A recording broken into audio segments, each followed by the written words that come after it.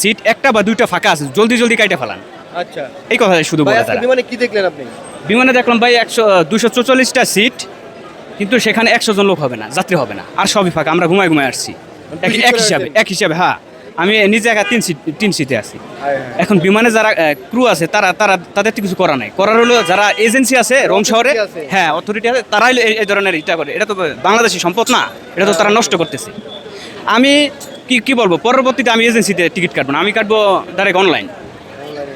যারা এজেন্সি আছে তারাই মনে করেন যে এই 2 নম্বর এটা করে, এই জন্য দেশের সম্পদ নষ্ট করতেছে তারা। ট্রাভেল এজেন্সিরা কি করে ভয় দেখায় যে সিট নাই, সিট নাই, জি, আপনি যদি না কাটেন তাহলে পরে পাবেন না, পরে পাবেন না। হ্যাঁ, আপনি চাইতে পারবেন না, ক্রাইসিস দেখায়, টাকা মানে অনেক বেশি টাকা নেয়। হ্যাঁ, অনেক বেশি টাকা না ভাই, ধারণার বাইরে। আমার ফ্যামিলি আনবো রিটার্ন, আমি 1000 টাকা টিকিট কাটছি। আমার ফ্যামিলি, আমার বাচ্চা আছে টোটাল 3 জনে, তারা আছে আমার কাছে 1800 টাকা। আমি সেখান থেকে অনলাইনে কাটছি নিজে 1000 টাকা। এখন বোঝেন, আপনি নিজে কাটছেন অনলাইনে 1000 ইউরো, হ্যাঁ, এবং তারা এজেন্সির মাধ্যমে বলে কি 1800 ইউরো, 1800 ইউরো লাগে, মানে 1.5 লাখই বেশি। 1.5 লাখে বেশি। এখন এটা কার কাছে বলবো?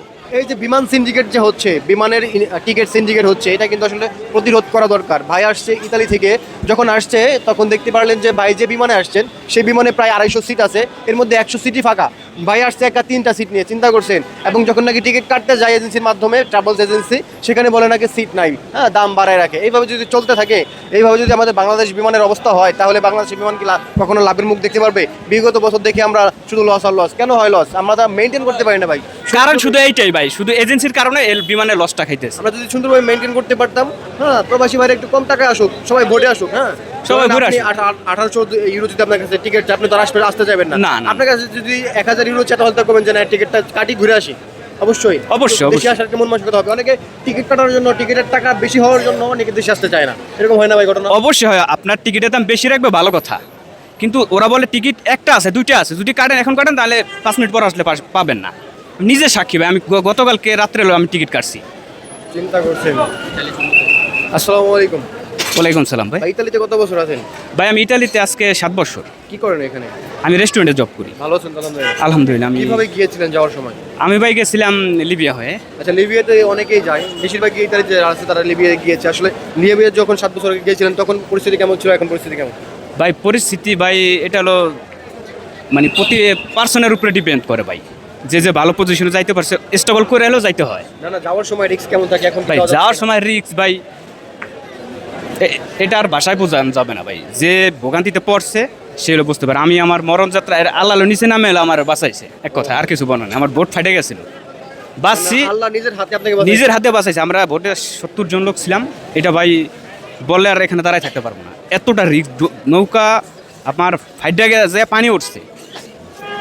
পানি উঠছে, ওখান থেকে যেখান থেকে পানি উঠছে ওখানে মিশিং ছিল, ওই মিশিংটা মনে করেন ডাইরেক্ট বন্ধ হয়ে গেছে পানি ঢুকিয়া। এখন এটা বলতে পারেন আল্লাহ ছাড়া কেউ বাঁচায় নাই ভাই। মরার জন্য সবাই প্রস্তুতি নিতেছি আমরা, মরার জন্য। কোনোদিনও না ভাই, এগুলা যারা যাবে তারা জীবনের মূল্য বেশি ভাই, টাকা বড় না, বড় হলো জীবনটা। জীবনটা বাইসা থাকলে আপনি হাত পেতেও খাইতে পারবেন, জীবনটা শেষ হয়ে গেলে কিছু করার নেই ভাই। এগুলা ভাই আমি যদি জানতাম তাহলে এগুলা আমি রিক্সা চালাই খাইতাম, তবুও ইটালিতে আসতাম না। রিক্সা চালাই খাইতাম লাগলে। আপনি চিন্তা করছেন দর্শক, অনেকে এখন যাইতেও পারে না, 40 লাখ 50 লাখ টাকা খরচ করে লিবিয়া থেকে ফেরত আসতে হয়, জেল খাইতে হবে। ইতালি থেকে এখন মানে রিসিভ করেন, এরকম একটা ঘটনা শুনছি আমরা। রিসিভ ভাই ওইটা হলো ডিপেন্ড করে ভাই, এক জায়গায় যখন থামায়, যেমন সিসিলিয়া রিসিভ করে, অন্যান্য জায়গায় এক জায়গার এক নিয়ম ভাই, এগুলো বলা যাচ্ছে না, হয় রিসিভ হয় আবার হয় না। তবে এখন যারা আসতেছে ইচ্ছুক ভাই, সবারই তো আপনার ইচ্ছা ইটালি ঢোকার, আল্লাহবাক সবাই আসে কবুল করুক। কিন্তু একটা কথাই বলি, যাই না শুনে এই দালালের খপ্পর পা দেন না। দালালে মধুর কথা বইলা ভাই জীবনটা শেষ করে দিও ভাই, টাকার জন্য।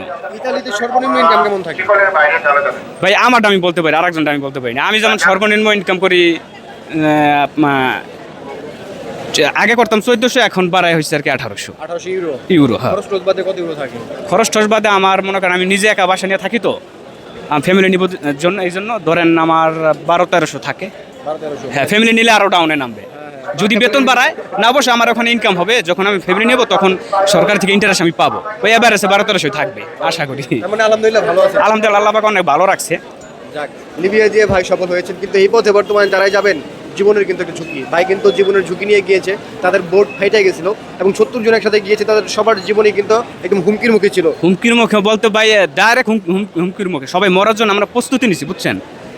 ভাই হাসি আসে কারণ মানে কোঠর যা ছিল না ভাই, কোঠর যা ছিল সব আমরা ফালাই দিয়ে সবাই মরার জন্য প্রস্তুতি, শর্ট প্যান্ট ফিনা হয়, হয়। সবাই। ওখান থেকে আসলে বেঁচে উঠলেন কিভাবে?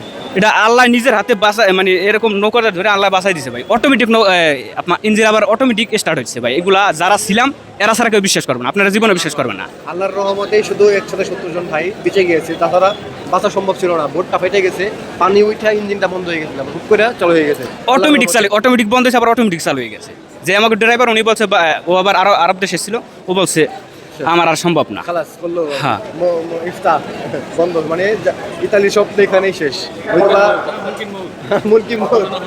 আচ্ছা কাকা, আমরা অনেক কথাই বললাম ভাইয়ের সাথে। বাইরের বাড়ি কোন জেলায়? আমার বাড়ি হচ্ছে মাদারপুরের সদরে। মাদারীপুরের অনেক ছেলেরা এরকম বড় বড় রিস্ক নাই। ধন্যবাদ আপনাদেরকে। মাদারপুর মানি ভাই ইটালি, আর কোনো কথা নাই, দ্বিতীয় কোনো কথা নাই। ওকে, অনেক ধন্যবাদ ভাই, থ্যাংক ইউ। ওকে, আল্লাহ হাফেজ। আল্লাহ